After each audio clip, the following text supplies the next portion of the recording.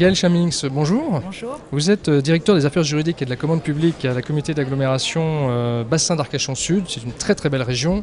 Tout à fait. On est ici à la 5e édition des rencontres internationales des PPP, partenariats public-privé. Et vous avez une actualité extrêmement brûlante en la matière parce que votre communauté d'agglomération vient de signer et vous avez certainement suivi toutes les étapes de ce PPP.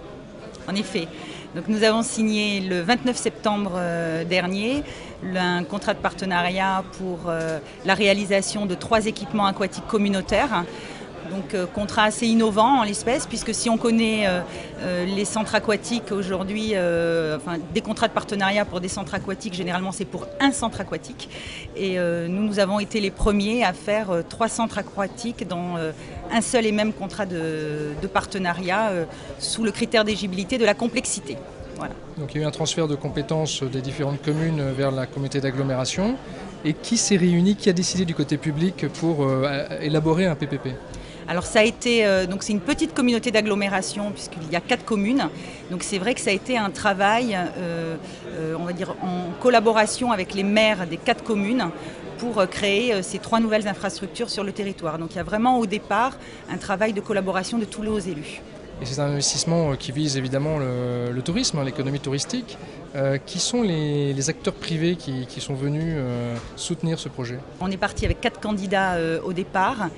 2 ont abandonné en cours de route, donc je pense au regard de la complexité de mise en place, puisque l'un des critères de la complexité pour nous était la simultanéité de la mise à disposition des ouvrages, donc 3 ouvrages livrés en même temps. Une complexité aussi au regard de la vocation des équipements, puisqu'on a travaillé sur des équipements complémentaires. Donc 4 candidats au départ, 2 à la fin. Je serai amenée sans doute à citer le lauréat de quasiment 2 ans de procédure en dialogue compétitif.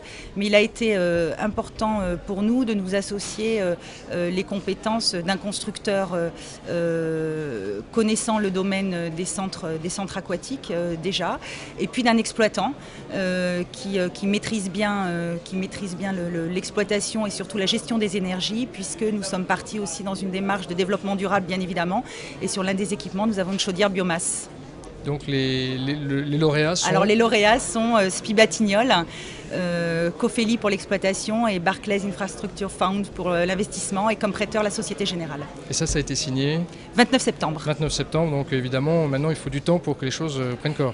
Aujourd'hui on est à quelques jours de déposer les permis de construire, et puis mon rôle maintenant va être d'observer le contrat dans sa bonne exécution jusqu'à la mise à disposition. Eh bien on vous souhaite, Gaël Chamings, une très bonne mission en la matière. Je vous remercie. Merci beaucoup et à très bientôt. Au revoir.